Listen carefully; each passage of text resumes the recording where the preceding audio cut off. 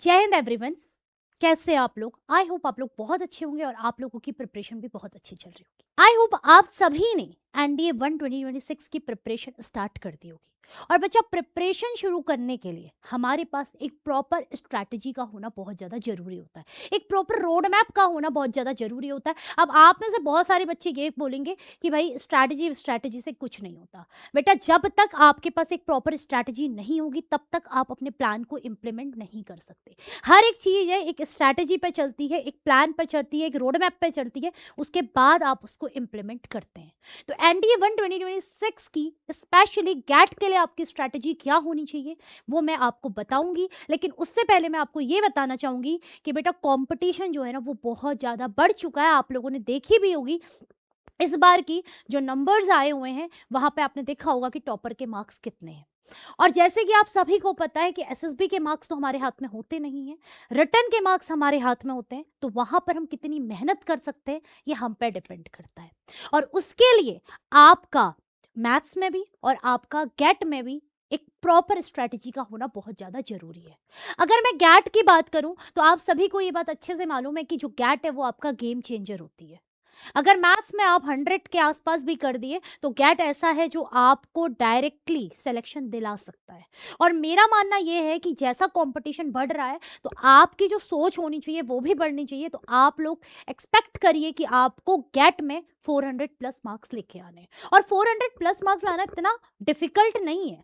एक proper strategy के साथ अगर आप पढ़ेंगे, क्योंकि आपके पास अभी 6 महीने का टाइम है, और 6 महीने के टाइम में अगर आप प्रॉपर अपना एक रोड मैप, एक प्लान तैयार करेंगे तो आप बहुत अच्छे से मार्क्स ला भी सकते हैं, इवन ज्यादा भी ला सकते हैं।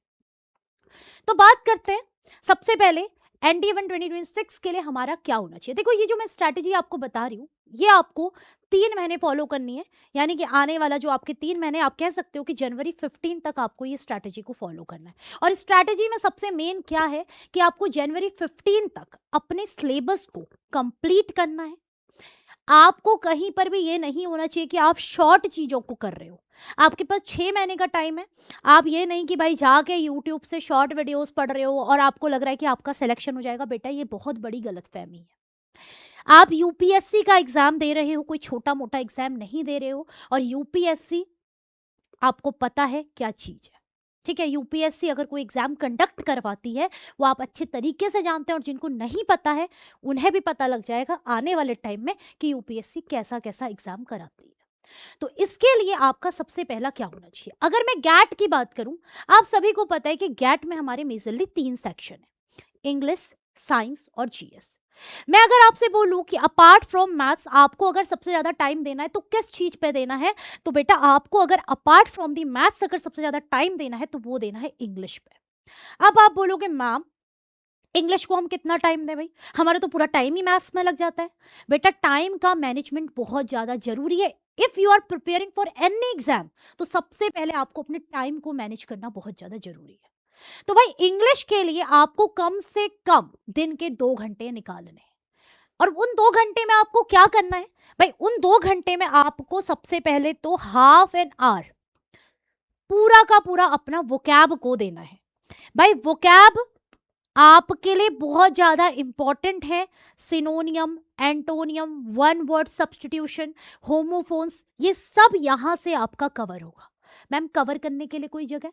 बिल्कुल भाई, हमारे खुद के YouTube चैनल पे, जो ट्रिमर्स एडू हब का चैनल है, वहां पे अनुज सर डेली आपको वोकैब की प्रैक्टिस कराते हैं, डेली वोकैब कैप्सूल करा रहे हैं। तो आपको इधर उधर फिरने की भी जरूरत नहीं है, आप वहां से आराम से अपनी वोकैब को स्ट्रॉन्ग कर सकते हैं। Second thing is that half an hour आपको कॉम्प्रिहेंशन, यानी कि अपनी रीडिंग स्किल्स पे ध्यान देना है। डेली का एक एक कॉम्प्रिहेंशन करिए। हम कॉम्प्रिहेंशन कहाँ से करें? बेटा, कोई भी पेपर उठा लो, सीडीएस का पेपर उठा लो, एनडीए का कोई पुराना पेपर उठा लो, आप लोग न्यूज़पेपर का देख लो, या कोई भी बुक आप फॉलो कर लो, एसपी बख्शी ले लो, या कोई भी बुक से आपको एक कॉम्प्रिहेंशन या 2 कॉम्प्रिहेंशन डेली के करने। उससे क्या होगा? आपकी रीडिंग हैबिट बनेगी। आप चाहो तो द हिंदू को एनालिसिस कर सकते हो, और द हिंदू को एनालिसिस करने का आपको फायदा सिर्फ इंग्लिश में ही नहीं होता, आपको फायदा जीएस में भी होता है, आपको फायदा करंट में भी होता है। भाई, आपके 2 हिंदू एडिटोरियल डेली के आते हैं, आपसे 2 नहीं पढ़े जाते क्योंकि बहुत हैवी होते हैं, और बहुत सारे बच्चे होते हैं जिनका रीडिंग स्किल्स उतना अच्छा नहीं होता। तो कम से कम एक एडिटोरियल को आप पढ़ने की कोशिश करो। अब बाकी का बचा हुआ 1 घंटा, मैम ये 1 घंटा क्या करें, ये 1 घंटा दो आप अपने ग्रामर सेक्शन को, अपनी ग्रामर को स्ट्रॉन्ग करो, क्योंकि ग्रामर ही हर चीज की जड़ है। अगर आपको क्लॉज टेस्ट भी सॉल्व करना है उसके लिए भी आपको ग्रामर के रूल पता होने चाहिए। अगर आपको एरर स्पॉटिंग करनी है उसके लिए भी आपको ग्रामर के रूल पता होने चाहिए। सेंटेंस इंप्रूवमेंट के लिए भी grammar, fill in the blanks के लिए भी ग्रामर। तो हर एक चीज के लिए ग्रामर इंपॉर्टेंट है। और ये वाला छोड़ दो कहना कि यहाँ पे ना वाइब्स मैच कर रही है, ये ना थोड़ा वाइब आ रही है, इसमें लग रहा है कि ये वाली एरर होगी। बेटा ये सब नहीं होता, ठीक है, तुम्हारे लगने में और होने में डिफरेंस होता है।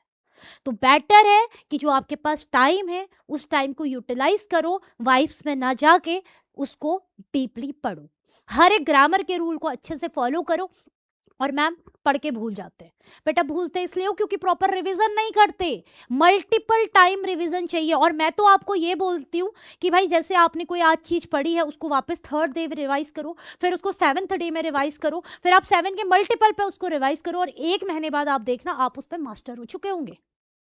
उसके अलावा सैटरडे को जितना आपने ओवरऑल पढ़ा है उस सारे को रिवाइज करो। अगर आप Monday Tuesday Wednesday Thursday Friday पढ़ रहे हो तो सैटरडे आपका ये होना चाहिए कि फुल रिवीजन होना चाहिए हर एक चीज का जो आपने मंडे टू फ्राइडे पढ़ा हुआ है। और Sunday is for your mock test. अगर मॉक टेस्ट नहीं है तो PYQs आपके पास जो भी अवेलेबल है, यानी कि जहां से आप प्रैक्टिस क्वेश्चंस कर सकते हैं वहां से आप करिए, क्योंकि वही है ना, प्रैक्टिस मेक्स एवरीवन परफेक्ट। जितना आप प्रैक्टिस करेंगे, मैंने कॉन्सेप्ट सारा पढ़ लिया, मैंने पूरा कंटेंट रट लिया, लेकिन प्रैक्टिस ही नहीं करी, क्वेश्चंस ही नहीं लगाए, मॉक्स ही नहीं दिए, तो वो सारा का सारा वेस्ट है, उससे कुछ भी नहीं होना है। तो ये सबसे ज़्यादा इंपॉर्टेंट है आपका कि अगर आप कोई भी चीज़ को पढ़ते हो, अगर आप कोई भी चीज़ को सीख रहे हो तो उससे रिलेटेड आपको क्वेश्चंस भी करने हैं, उससे रिलेटेड आपको मॉक्स भी देने हैं, और जितनी प्रैक्टिस आप कर सको उससे रिलेटेड आपको करनी है। तो इंग्लिश के लिए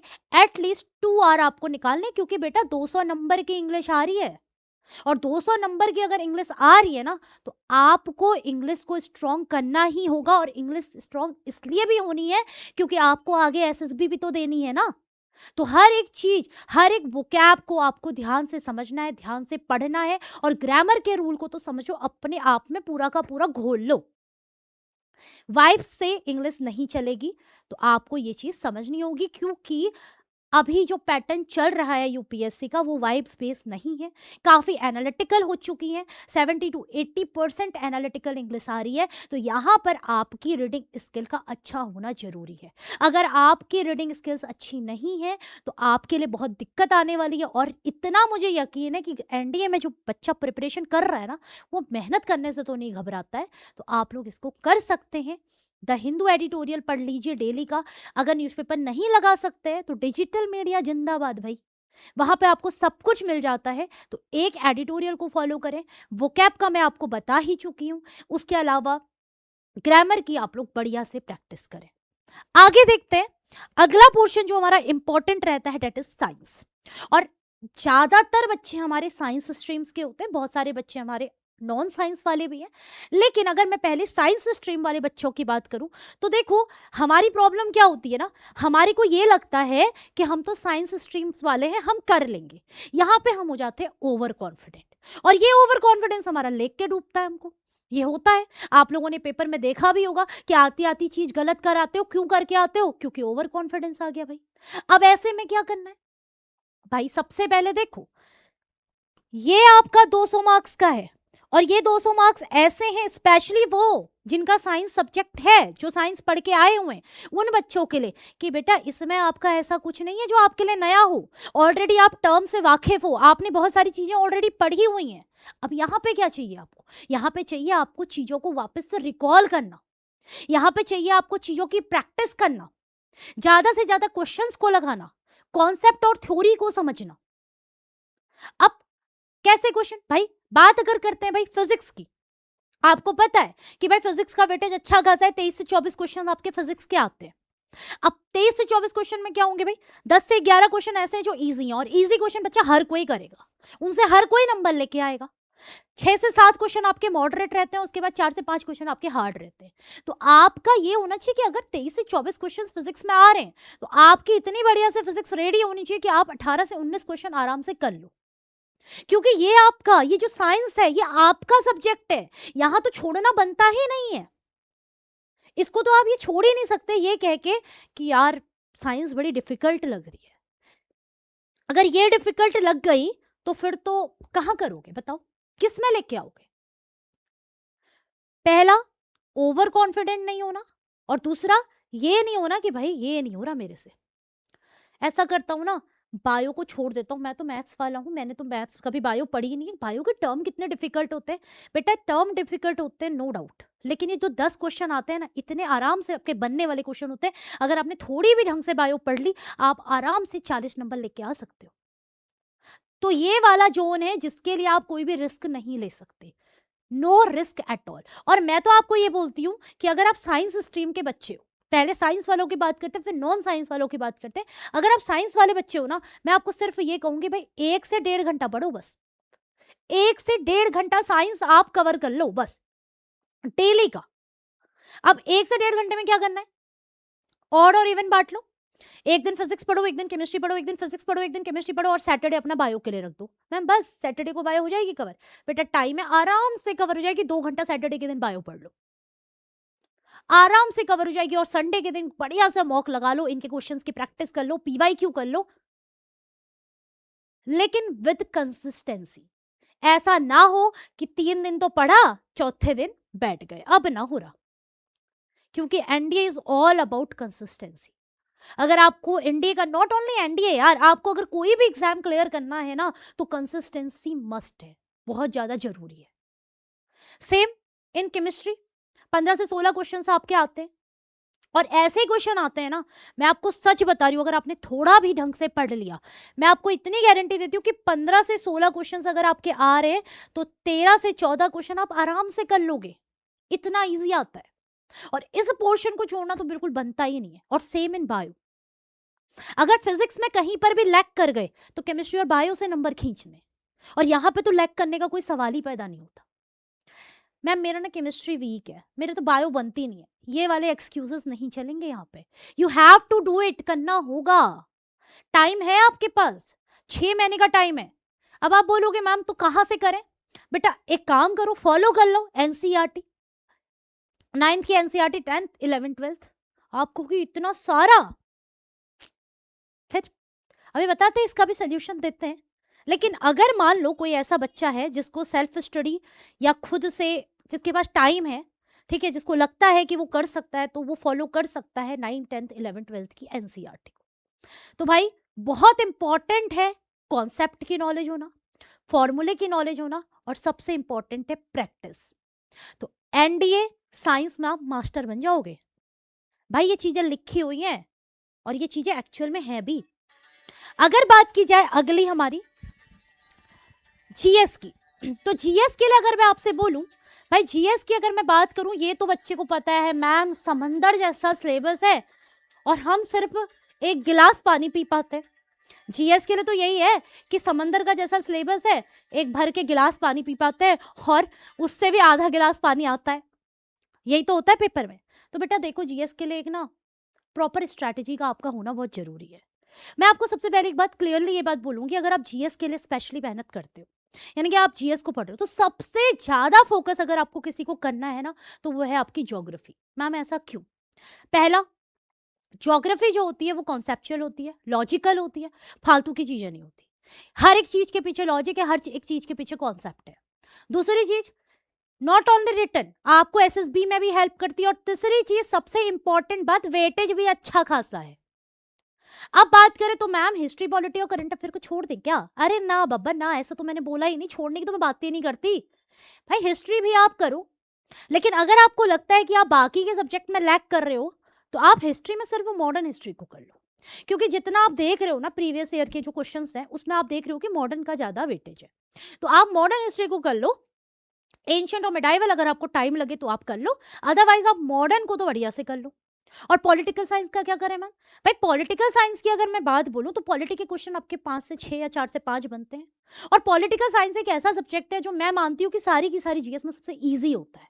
भाई कुछ चीजें पॉलिटिकल साइंस में, जैसे आपकी फंडामेंटल राइट्स है, फंडामेंटल ड्यूटीज हैं, प्रियम्बल हैं, आपके directive principles of state policy है, पार्लियामेंट्री सिस्टम है, पंचायती राज सिस्टम है, उसको आप बढ़िया से कर लो।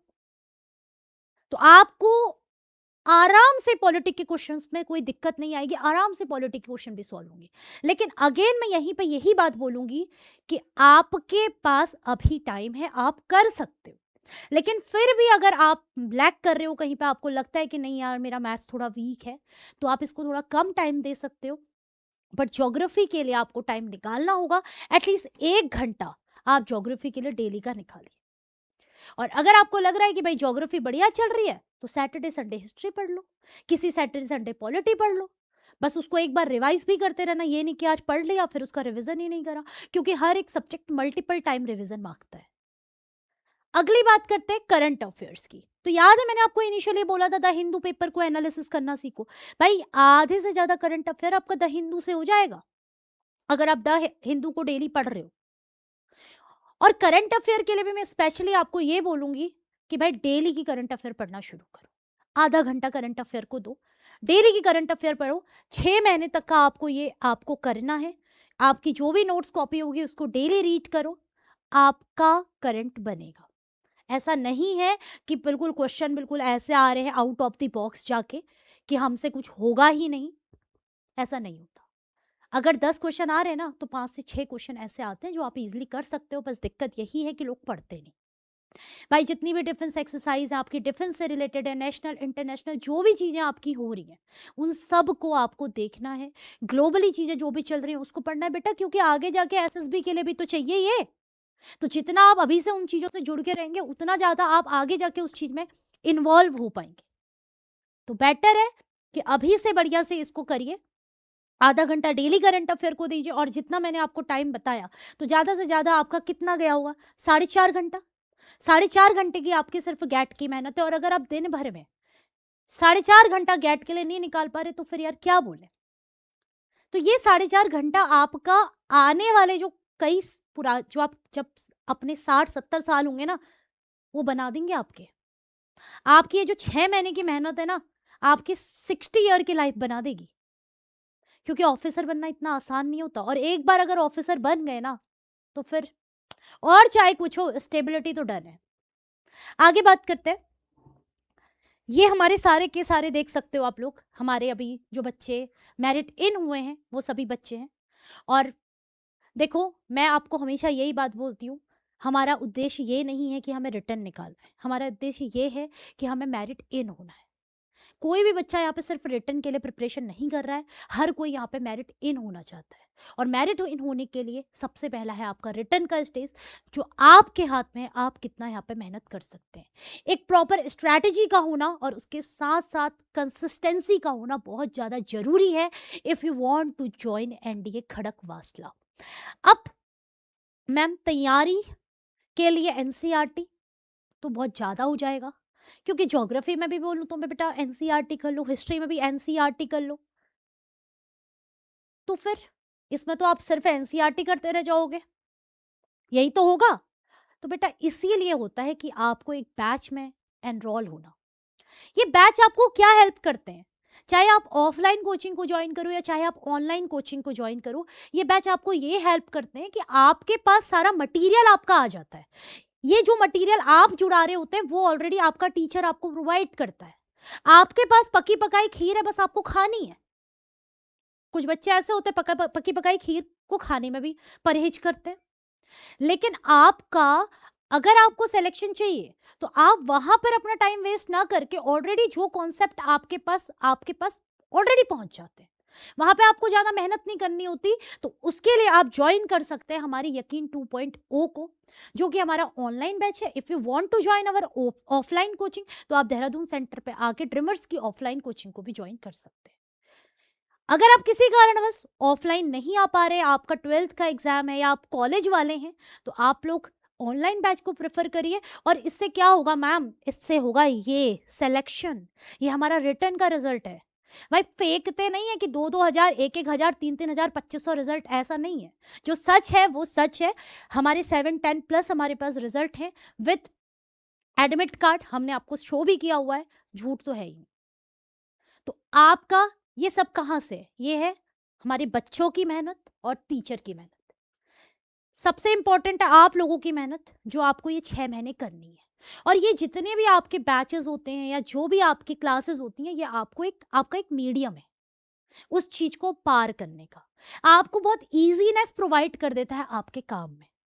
तो आई होप आपको ये चीज़ें पसंद आई होंगी, और मैं आपसे यही उम्मीद करूंगी कि 15 जनवरी तक आप इन चीज़ों को अच्छे तरीके से फोकस करेंगे, पूरा का पूरा ध्यान कॉन्सेप्ट, थ्योरी और प्रैक्टिस क्वेश्चंस में देंगे। और आफ्टर 15 जनवरी एक और स्ट्रैटेजी वीडियो आएगी जो कि आपको बताएगी कि अब आपको क्या करना है, आपको मॉक्स कहाँ से लगाने, या आपको अब कैसे प्रिपरेशन करनी है। हाँ, एक बात और है कि भाई जितनी भी आपकी प्रिपरेशन होती है, कोशिश करिए कि हर संडे आप एक मॉक लगाएं, ताकि आपको पता चल सके कि आप कितने गहरे पानी में हैं। तो मिलते हैं आपसे नेक्स्ट वीडियो में, तब तक के लिए जय हिंद, जय भारत।